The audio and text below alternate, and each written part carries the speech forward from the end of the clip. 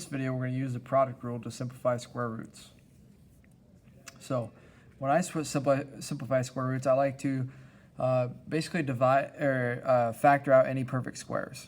So I'm going to say that the square root of 48 is really the square root of 4 times the square root of 12.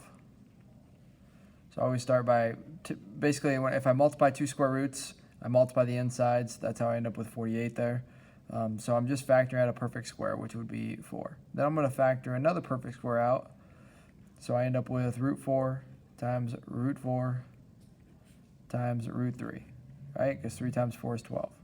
So now that I've factored all my perfect squares out, I'll evaluate those. The square root of 4 is 2. The square root of 4 is 2. So I have 2 times root 3. And 2 times 2 is 4.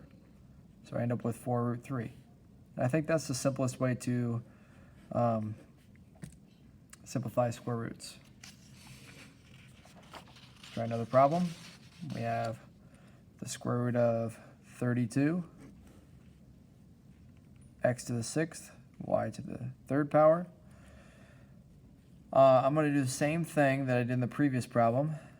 I'm going to take out some perfect squares, so I get the root of 4 times the root of 8 times, I'm going to take out, I know that x squared is a square, so I'm going to take out this x to the 6th. I'm going to make it into root x squared times root x squared times root x squared. And if you remember, like bases, when you multiply them, we add the powers. So these three being added up gives you that x to the 6th. I'm going to do the same thing with this y cubed, except I will just have root y squared times root of y.